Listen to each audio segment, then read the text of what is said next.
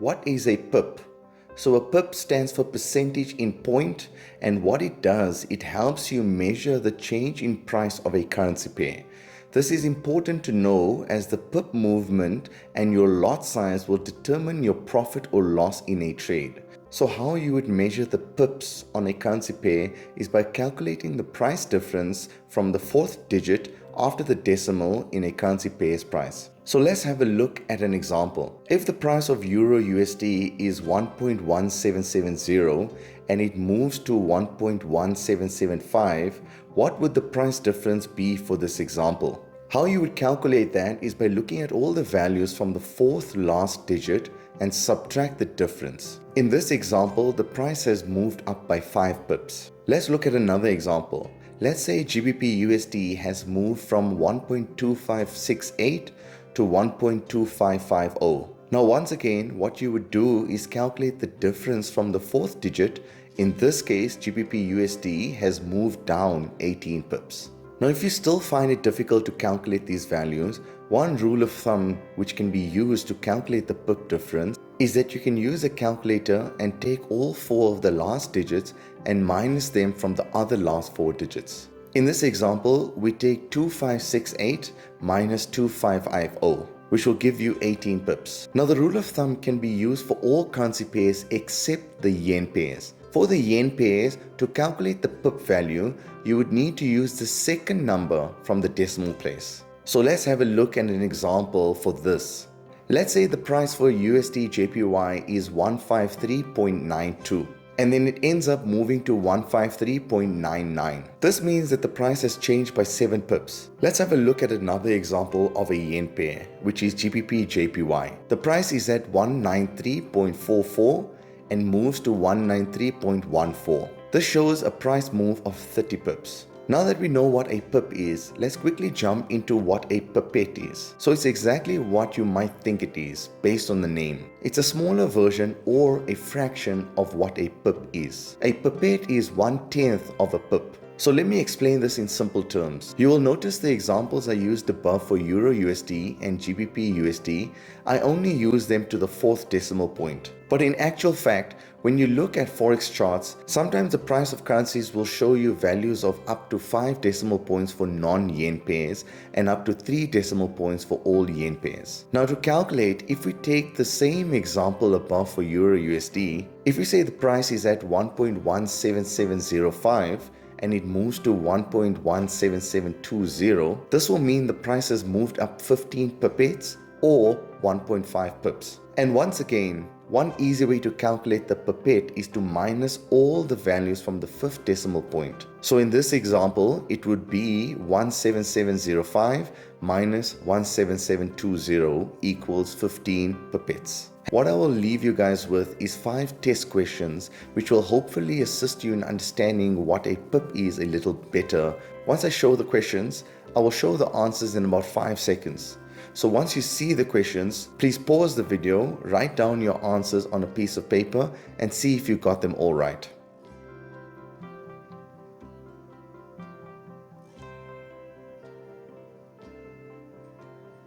Lot sizes in Forex determine the amount of money you risk per trade. The higher the lot size, the more you potentially win or lose. So how much is one lot in Forex? It depends on whether you're trading a standard, mini, micro or nano lot. Forex trades are divided into these 4 standardized units of measurement to help account for small changes in the value of a currency. The following examples all relate to the currency pair Euro USD, which compares the euro as the base currency against the dollar, which is the quote currency. For context, if you buy Euro USD, you are speculating that the euro is going to strengthen against the dollar. If the quote price is currently at 1.2, that means you can exchange 1 euro for $1.2. To choose your lot size, think about the risk you want to take.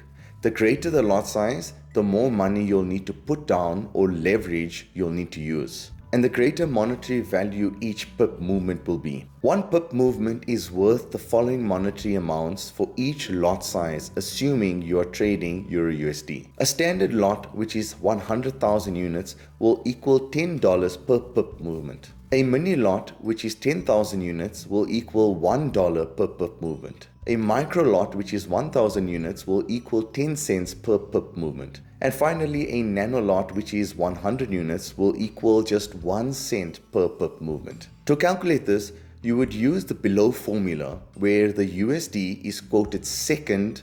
Example of that would be Euro USD, GBP USD, etc.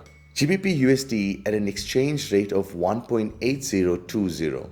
You would take 0.0001 divided by the currency value times by 100,000 units, which will equal to 5.54939. Times that by the exchange rate of 1.8020 will equal $10 per pip. So this shows that each pip movement on a standard lot will equal to $10. The formula for currency pairs where USD is first, for example USD Swiss or USD JPY, assume USD Swiss at an exchange rate of 1.4555. You take 0.0001 divided by the exchange rate times by 100,000, which will equal $6.87 per pip. If you are still confused regarding this, then don't worry. The main thing which you need to know is that the higher the lot size, the more money you stand to win or lose. As long as you know how to calculate the amount of money you want to risk correctly per trade, you should be fine. How to calculate the dollar value per trade that you take. First thing, you want to go to the website called Forex Time. I've linked the exact website location in the description box below. Once you are on the website, it will first ask you which currency you use to deposit your account with. Now most accounts are either funded in dollars, euros or pounds. It then allows you to choose the currency pair which you would like to do the calculations for. Let's go ahead and select Euro USD for this example. And then we are going to skip over the trade size for now and go to the pip amount. This is where you need to calculate the pip value which you are risking. It's the pip calculator on TradingView. How you would do this is go to the website TradingView and use the price range tool. It automatically calculates the price difference between your entry and your planned exit. Let's say the pip value you are risking on your trade is 30 pips. You would want to enter 30 in the pip amount on the Forex Time website. Now if you want to risk $300 per trade, then your lot size that you would use for your trade would be one standard lot. If you wanted to risk just $100 for your trade instead, then you would know that you need to reduce the trade size. So let's go ahead and do half a standard lot. Half a standard lot will equal to $150 for the trade. But we want $100, so we are going to reduce the trade size a little further to 0.33. And that will equal $100 which you want to risk for this trade. This means that you have risked 0.33 of a standard lot on this trade. In the world of Forex trading, leverage is an important factor which needs to be fully understood as it plays a vital role in the buying power of your trading account. Your choice of leverage is offered upon the opening of a brokerage account and is what influences your purchasing power into the market as a trader, and also determines the amount of margin required for each individual trade. Leverage is the use of borrowed money to invest in a currency, stock, or security. The concept of leverage is very common in Forex trading.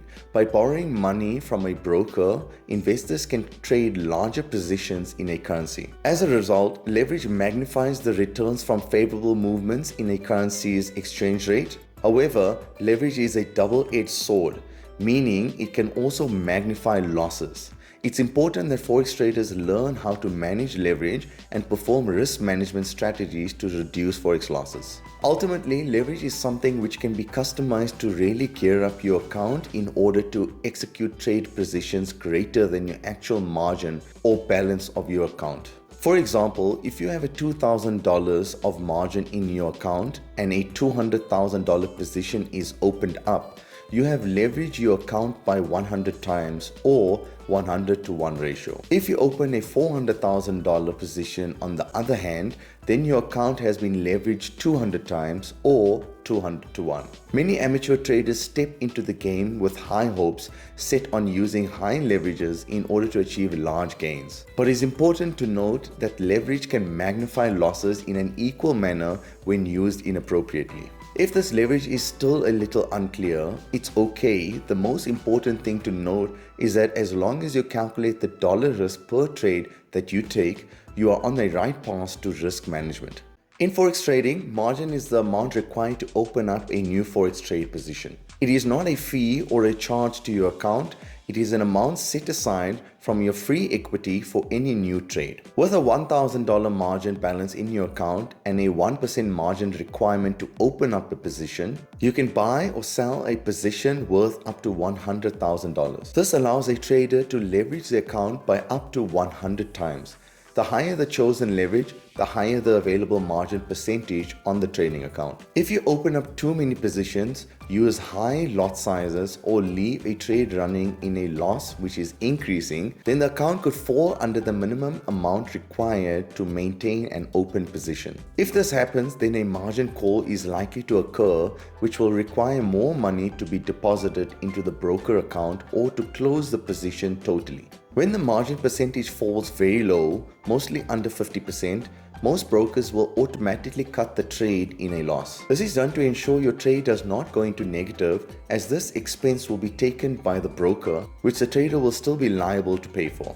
When choosing to work with high leverage, you obviously need to be careful and highly aware of how many positions you open at the same time, taking into consideration the balance of your account. For instance, on a 400 to 1 leverage account, 2 standard lots, so $20 per pip movement, would be too huge for a $2,000 account, as once the margin has been taken into consideration, you would only have around $1,300 left on your available equity, or around 65 pips against you to wipe your account out. It is wise to calculate lot sizes in accordance with risk management ratios. Slippage refers to the difference between the expected price of a trade and the price at which the trade is executed. Slippage can occur at any time, but is most prevalent during periods of higher volatility when market orders are used. It can also occur when a large order is executed but there isn't enough volume at the chosen price to maintain the current bid or ask spread.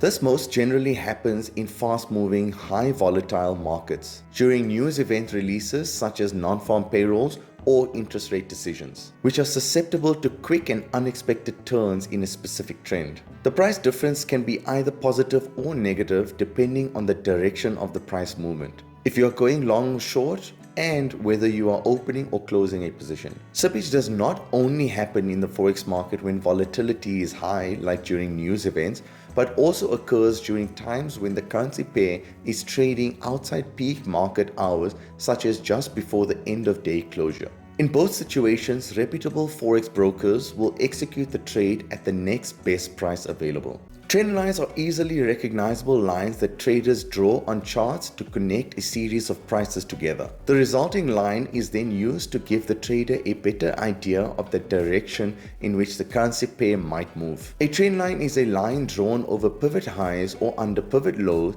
to show the prevailing direction of price. Trend lines are a visual representation of support and resistance in any time frame. They show direction, speed of price movement, and also describe the technical patterns of the currency pair. The trend line is amongst the most important tools used by technical analysts in Forex trading. Instead of looking at past economic performances or other fundamentals, technical analysts look for trends in price action. A trend line helps a technical analyst determine the current direction in the market prices. There is a saying amongst technical analysts who believe the trend is your friend, and identifying this trend is the first step in the process of making a good trade. To create a trend line, an analyst must have at least 2 points on a price chart. Some analysts like to use different time frames, such as the 1 minute or 5 minutes. Others look at daily charts or weekly charts. What makes trend lines so universal in usage and appeal is that it can be used to help identify trends regardless of the time period, time frame, or intervals used. Forex risk management enables you to implement a set of rules and measures to ensure any negative impact of a Forex trade is manageable and minimized. Risk management is vital to achieving success, security, and longevity in the markets. An effective strategy requires proper planning from the outset, since it's better to have a risk management plan in place before you actually start trading. The general rule of thumb is that you should not risk more than 1 to 2% of your capital per trade. So what does that mean? If you have a trading account worth $50,000, then you should not risk more than 1 to 2% or $500 to $1,000 per trade. That's the basics of risk management. However, there is more to it than just that. Risk management involves anything that keeps your money safe. So for example, not trading in high volatility times such as the news events is a form of risk management. If you are already in a trade and are in profit and you know there's a high impact news event about to be released, then proper risk management would be to place the stop loss at either where you enter the trade or wherever makes most sense in terms of minimizing your losses. Another form of risk management includes having different profit areas. So for example, having 2 profit zones per trade. The first profit zone would be placed in a target area that's easily achievable, and the second profit zone would take a little longer to achieve. Along with that, once your first take profit zone has been achieved, you would place your stop loss to break even until your second trade achieves the second take profit area or hits your stop loss at break even. This is the strategy which I use, which has helped improve my trading significantly. When it comes to risk management, you need to think in probabilities. You never in any circumstance want to risk more than what you could potentially earn. Having a risk to reward ratio of 1-to-1 is not ideal. This means that if you win 50% of your trades, then after taking trading fees into consideration, you'll be at an overall loss. A good risk to reward ratio to follow when it comes to trading is at least 1-to-2, meaning that if you are risking $100 per trade, you should be looking to make a profit of at least $200 for that trade. Being able to find support and resistance levels is extremely important for traders. It is a skill that you have to master if you want to trade successfully. Support and resistance are key levels on your price chart that have played a role in the past and are likely to play a key role in the future. That's why it's important for traders to know about such key price levels, because it can help us make better trading decisions around those levels and improve our trading quality. Support and resistance zones can help us find better trade entries, improve our trade exits to maximize profits, and also help us protect our trades for a higher win rate ratio. First step, how do you find support and resistance levels on your charts? A support level is like a floor and marks a level that price can't temporarily break below. A resistance level is a ceiling that price can't temporarily break above. Support and resistance levels are always horizontal and require at least 2 confirmation points to be valid. It may be okay to cut through a candlestick wick to mark a level, but it is never okay to cut through candlestick body when drawing key support and resistance levels. The higher time frame support and resistance levels may carry more weight, and every price analysis should start on a higher time frame such as the weekly or daily. Next, how do you use support and resistance levels in your trading entries for timing the best trades? You wait for price to get to a certain level on a higher time frame. Then you drop down to a lower time frame and see confirmation that the level is holding before getting in, taking into account your other trading confluences. Confirmation, for example, can be a pattern breakout or a change in market structure on lower time frames. When trading, keep support and resistance in mind. For better trade exits, you want to make sure that your take profit target is set before a strong support or resistance level to avoid giving back profits when the key price level holds. You want to be out of your profitable trades before the price hits such key levels. Do not enter a trade if there is a significant price level just below or above your entry, because the probability of that trade making a profit will be significantly lower. Keep this in mind and your trading will improve significantly. Support and resistance can be used universally on all markets and across all time frames. Forex traders use Fibonacci retracements to pinpoint where to place orders for market entry, taking profits, and where to place stop loss orders. Fibonacci levels are commonly used in Forex trading to identify and trade off support and resistance levels. After a significant price movement up or down, the new support and resistance levels are often at or near these Fibonacci trend lines. Traders plot the key Fibonacci retracement levels of 38.2, 50, 61.8 and 78.6% by drawing horizontal lines across a chart at those price levels to identify areas where the market may retrace to. Before resuming the overall trend formed by the initial large price move. The 50% level is not actually part of the Fibonacci number sequence, but it is included due to the widespread experience in trading of market retracing about half a major move before resuming and continuing its overall trend. Many aggressive traders will wait for a move to retrace to the 38.2% level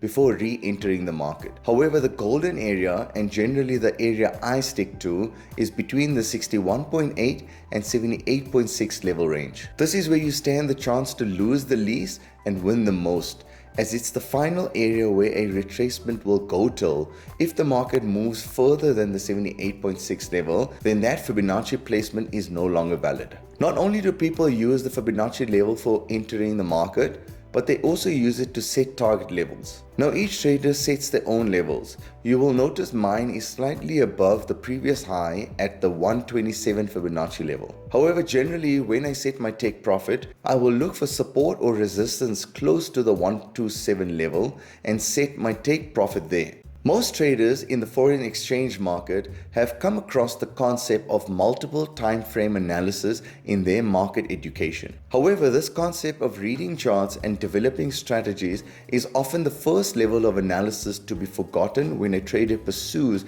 an edge over the market. In specializing as a day trader, momentum trader, breakout trader, or a swing trader, many traders lose sight of the larger trend, miss clear levels of support and resistance, and overlook high probability entry and stop levels. Multiple time frame analysis involves monitoring the same currency pair across different trading time frames. While there is no real limit as to how many trading time frames can be monitored or which specific time frame to choose, there are general guidelines that most traders tend to follow. Using 3 different periods gives a broad enough reading on the market, while using fewer than this can result in a considerable loss of data, and using more typically provides redundant analysis. For many years, I used to trade only looking at the smaller time frames and expecting to make massive profit targets on the charts, which can only be achieved using larger time frames with larger stop losses. Personally, I analyze the daily chart. I try to understand what's going on in that time frame,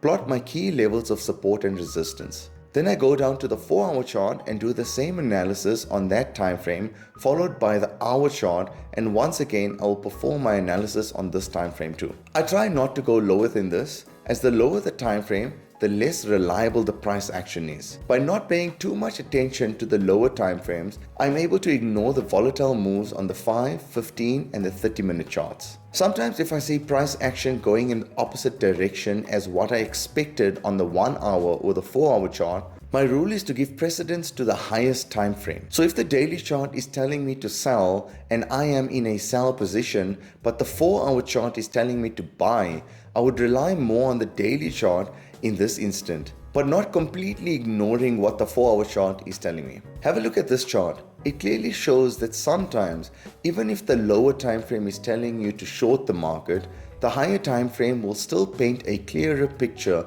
about what the market is doing. You need to keep market structure in mind when it comes to trading.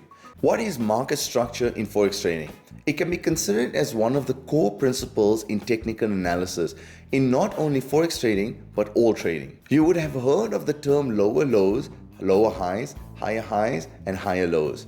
This goes hand in hand with Forex market structure. The trading strategy I use, along with all the things I mentioned in the previous videos, include market structure. The market usually does 2 things. It's either trending or it's consolidating. Generally, when it's trending, you would use higher highs and higher lows technique of the market structure, and when it's consolidating, then you would use the double top and double bottom technique, where the market price moves up and down from one point to another until it breaks these levels and continues trending. Bear in mind that on different time frames, the market could be either trending or consolidating. Here is an example of a market structure when the market is trending. You'll notice the higher highs and higher lows, meaning the market is trending upwards. And here is an example of lower lows and lower highs, meaning the market is trending downwards. And finally, here is an example of when the market is consolidating. You will notice that the market is stuck between a certain price range. You'll notice the double tops and the double bottoms in these images, before finally price breaking through and continuing its trend. The spread in Forex trading is a small cost built into the buy or bid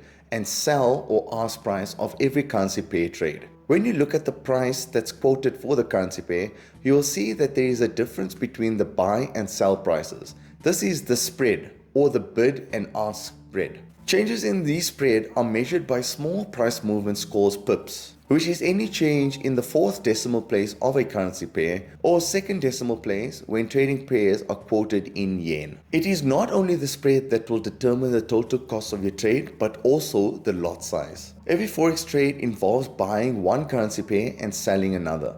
The currency on the left is called the base currency, and the one on the right is called the quote currency. When trading Forex, the bid price is the cost of buying the base currency, while the ask price is the cost of selling it. Have a look at this image where it shows the average spread measured in pips that the broker I use, Pepperstone, charges on each of the currency pairs. You'll notice that they only make mention of minimum and average charge and not the maximum charge. During volatility and end of day trading, those spreads could possibly increase by 10 times. Hence why trading during those times is extremely risky. In Forex trading, you get two main different types of orders when entering into a trade. First one is a market order and the second one is a pending order. A market order is a pretty simple one to understand. It's when you see the price of a currency pair and you are ready to buy or sell at that price. There is no waiting, just buy or sell immediately. Now with pending orders, you get two different types of those orders. The first one is a limit order, which I use a lot personally in my trading. Now what this means is that if your overall bias of the market is to buy, then how you would look to use a limit buy order is that you would wait for price to retrace a little bit before re-entering the market. Now you could manually do this, but with the help of a limit buy order, you place your trade at the price at which you think the price will retrace to, and your trade will automatically be taken by your platform once it gets to that price level, whether it be on MetaTrader or something else. The other pending order is called a stop order. This type of order I personally have never used in my 10 years of trading. Now this does not mean that it's not used or not valuable. It just depends on your trading strategy. With a stop order, it enters you into a trade once price has reached a certain level with the hope of price continuing in that same direction. This is why people who trade breakouts use stop orders more. Now that I have mentioned the two different types of orders of entering into a trade, you would also need to exit a trade. The two ways to do this is the first one, you would manually exit the trade. So in the event you are long on Euro USD, you would sell that position. The other way of exiting a trade position is with the use of a stop loss order, one of the key aspects of risk management. A stop loss order can be placed as soon as you enter into a trade so that you are able to manage the amount of money you are risking on that trade. Trading psychology refers to the study and understanding of the psychological and emotional aspects that influence traders' decision-making, behavior, and performance in the financial markets. It involves examining the impact of emotions, cognitive biases, and self-control, discipline, and mental states on trading outcomes. It recognizes that traders are not purely rational beings, but are influenced by a range of psychological factors that can lead to biased thinking, impulsive actions, and suboptimal decision-making. Trading psychology emphasizes the importance of self-awareness, emotional regulation, risk management, discipline, and resilience in order to make more objective, consistent, and successful trading decisions. By addressing psychological barriers and developing a balanced mindset, traders can improve their ability to navigate the market volatility, manage risk, and achieve long-term profitability. Now, I'm sure all of you sitting and watching this thinking how boring it is, because I felt the exact same way 5 or 6 years ago. Psychology in trading, in my opinion, is 70% of what you are as a trader. Having good trading psychology is the core to becoming a profitable trader. I have been trading for 10 years and it's still something I work on. However, the more you trade, the more you practice your mistakes, the more you become confident in what you are doing, the more you will improve your trading psychology. Having a good strategy with trading, which has been tried and tested, and you diligently stick to the plan, will give you a greater chance of improving your psychology. In trading, you have to have the sheer determination to never give up and to continually studying your mistakes and trying to improve upon your trading. This all forms part of your trading psychology. A Forex broker is a financial services company that provides traders access to a platform for buying and selling foreign currencies. The foreign exchange market is by necessity a global and 24-hour market. The clients of a Forex broker include retail currency traders who use these platforms for speculation on the direction of currency pairs. Their clients also include large financial services firms that trade on behalf of investment banks and other customers. Any individual Forex broker firm will handle only a small portion of the volume of the overall foreign exchange market. The role of a broker is to allow you to be able to buy and sell currency pairs, which will allow you to generate a profit or a loss. Opening a Forex trading account these days is quite simple and can be done online. Before trading became mainstream, the Forex broker would require a customer to deposit money into the new account as collateral. Now, opening an account is easy, especially with the number of Forex brokers there are available for us retail traders these days. However, you need to be really careful when opening an account, as there are many brokers out there which will look to scam you. There's many factors you need to look for when finding the right Forex broker for you.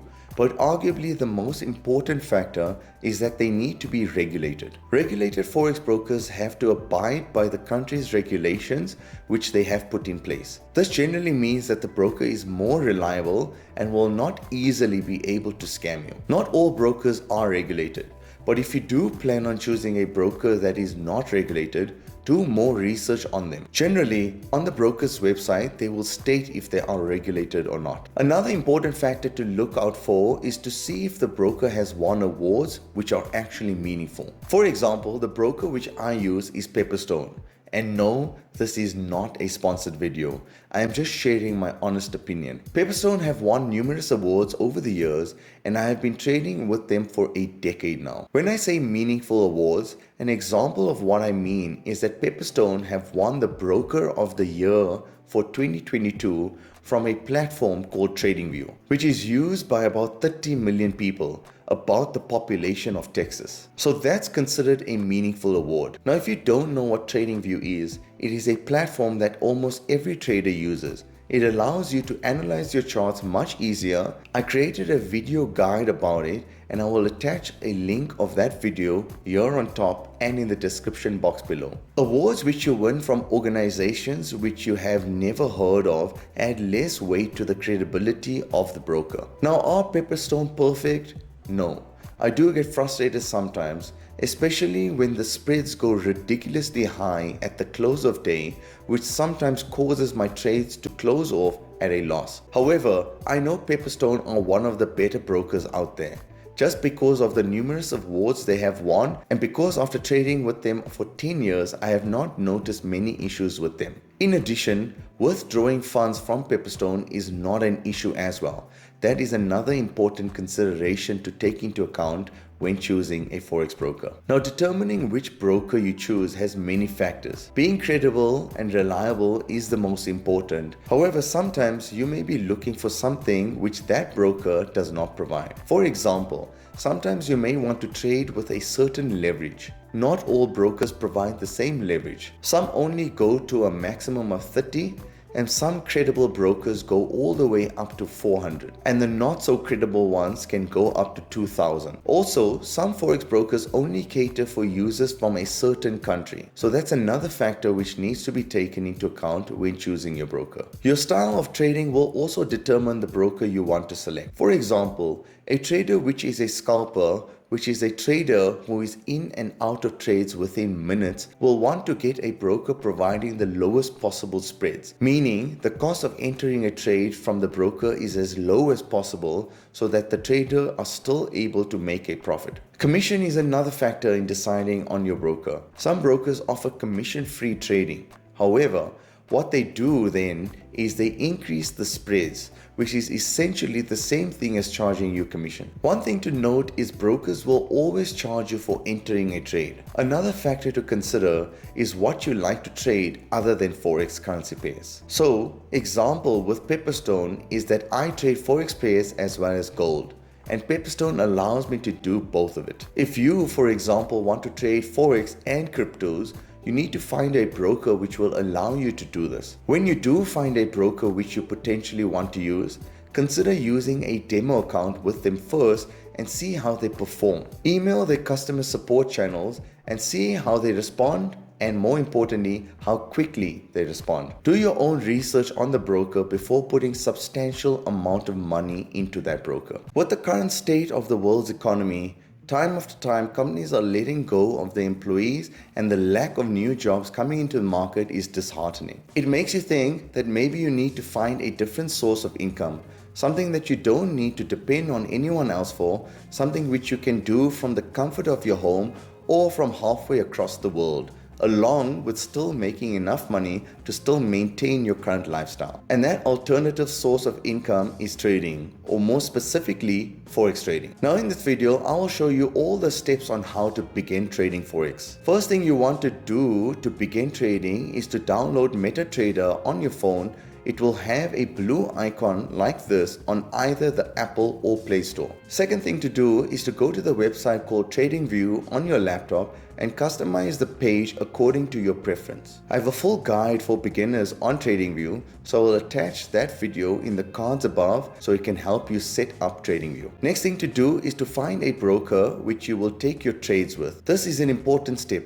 It's critical that you find the correct broker for you. There are many factors to look out for when choosing a broker. However, the main thing to look for is that are they regulated. Next, you want to go to your MetaTrader app on your phone and link it to your broker by searching for your broker. As you can see, my broker is Pepperstone. You can also have MetaTrader on your laptop, which you will download directly from your broker's website. Next step would be to open up a demo account with your Forex broker, which all brokers allow you to do. This will allow you to get a feel of how to trade in the market and learn without losing money. It will also allow you to experience the quality of the service which you receive from your broker. Now, once you have a feel for the market through the demo account, you would want to get some valuable knowledge about the market on how the market works. Now, those of you watching expecting to become a millionaire in the first year, I'm here to tell you that Forex trading is not a get-rich-quick scheme. It takes years and years to learn from your mistakes and to perfect your craft. Now, one way to reduce the time it takes you to become a successful trader is to get the proper education and mentor in trading. I truly believe there is no job out there in the market that can make you more money than being a successful trader. The first few years you are going to lose money. There is unfortunately no getting away from it. My suggestion would be to start trading extremely small, only putting the money you are willing to lose into your trading account. Ensure that after each trade you study what you did right and what you did wrong. Always ask yourself the question as to why you entered the trade and if your risk management was correctly followed. When evaluating your trading performances for the month, ensure you look at your profit and loss based on the amount of capital you have. So if you have an account with $5,000, you cannot expect to make $5,000 per month. Even making $500 per month on an account with $5,000 would be incredible. Look at your losses and wins in terms of percentages and then try to increase your returns to 5 to 8% per month, and that would be a realistic and great target to aim for. In this video, I'm going to show you everything that you need to know about TradingView as a beginner. The website you need to go to begin is tradingview.com. You begin by clicking the Get Started button on the top right hand side of your window, which will take you to all the plans available for TradingView. You will notice here in the middle right hand side of your screen will be the sign up for free option. Now we will begin by using the free option, but before we go there, let's scroll down and have a quick look at their available plans. TradingView breaks the plans into non-professional and professional. Starting with the non-professional, you will notice there are 3 plans: Essential, Plus and Premium. Now I personally started using TradingView's free account for the first year and then moved up to Essential, later went to Plus plan, and now I have been on the Premium plan for the past 2 years. I won't go into the details of the plans, you can have a look at your own time. But if you are just starting off, then stick with the free plan, and then once you feel comfortable with TradingView and see yourself trading going forward, then get the essential plan and move up a plan if you feel like you need to do so. And then if you go to the professional plan, you will see these 3 plans which most of you watching won't really need. As personally, I feel the premium plan is enough for 99% of traders. If you scroll right to the bottom of the screen, you will see the comparisons of all the plans in one view.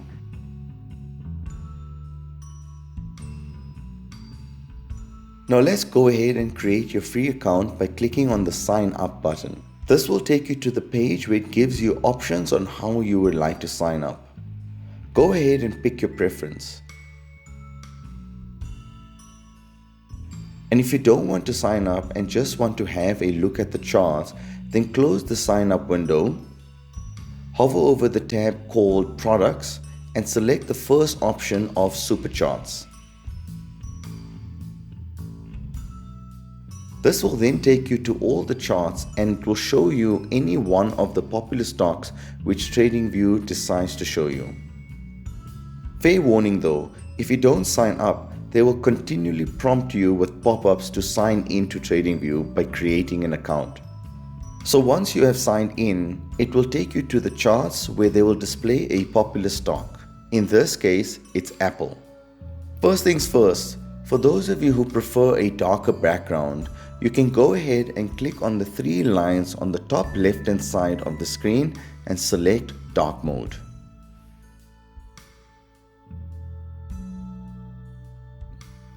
So because this is a beginner's guide, let's go over all the important things. You will notice all the volume bars at the bottom of the screen, which is an indicator. I personally don't use any indicators as they lag.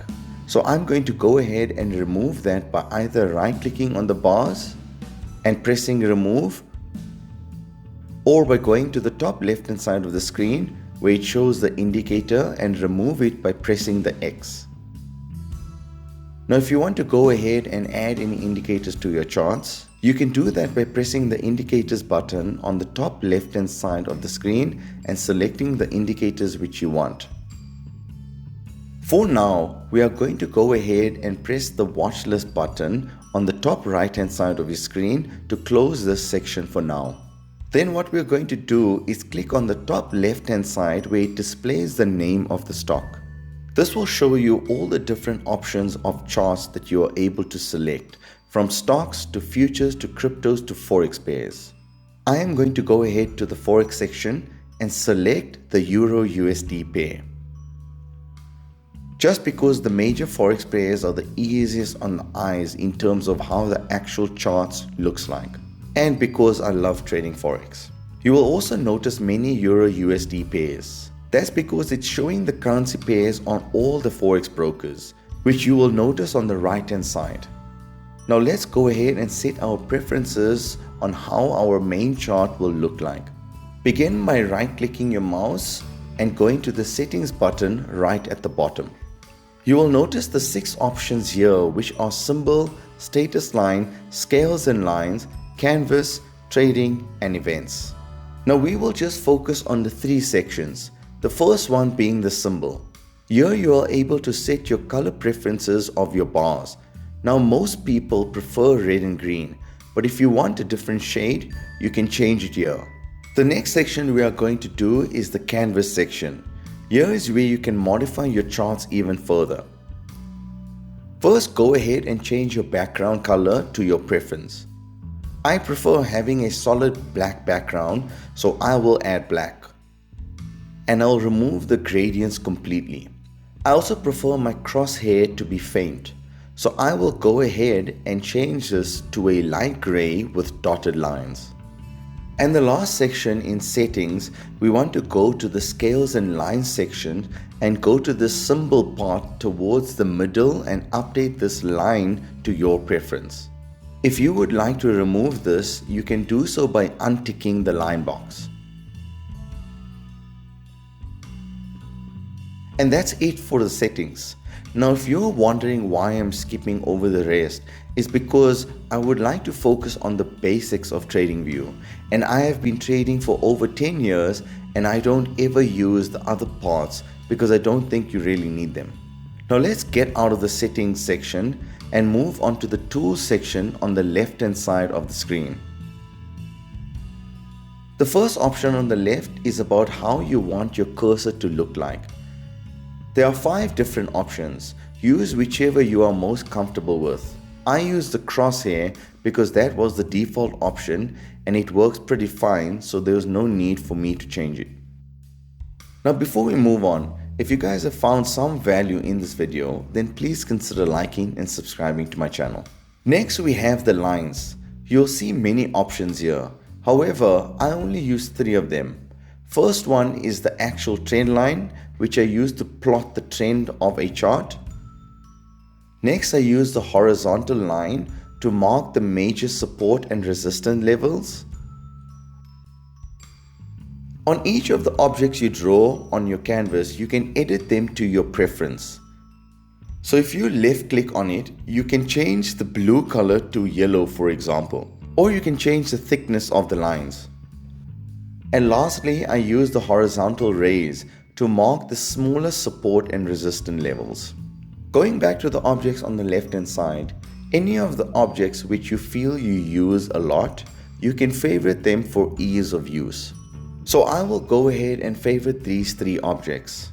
The next object is all the different types of fibs, which I only make use of the fib retracement. So I will go ahead and favorite that.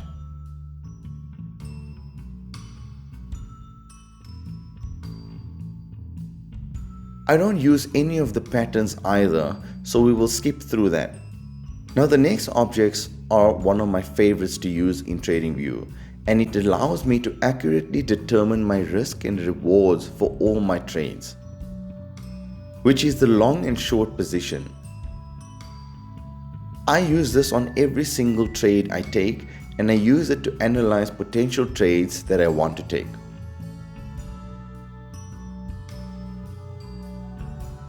I occasionally use the price range tool to help me identify the amount of pips from one place to another. I don't use anything in the shapes section, and I use the text box sometimes when I want to make comments on my trades. I rarely use any of the remaining objects here, but they can be useful to certain people, so have a look at this in your spare time. Moving on to the top section, we have already discussed where you would change the stock you want to see. Right next to that, you will see a D sign. Well, that refers to the time frame of what you see on the chart. Each bar on this chart represents 1 day. So if I go ahead and set this to the 4-hour time frame, now this will mean that each bar on this chart is representing 4 hours. Now I personally stick to the 5-minute, 15-minute, 30-minute, 1 hour, 4 hour, daily and weekly time frames. So I will go ahead and favorite them. Now the time frame which you will use will depend on your trading strategy. Right next to the time frame will be the type of display you want for your charts. Keep it as is, as this is the easiest way to read your charts. Next to that will be the indicators. This is where you add your moving averages, your Bollinger Bands, etc.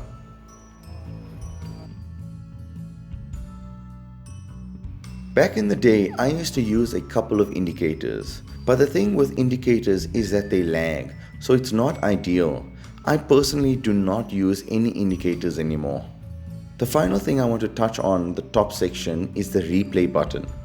This function allows you to replay back on certain time frames. However, you will need to sign in to use this function, and it is somewhat limited in the free edition. But it's a great way to practice your trading, as it blocks out candlestick formations that's already happened, which will allow you to practice your predictions and see if you were correct with your predictions or not. Finally, on the right hand side, you will see a couple of objects.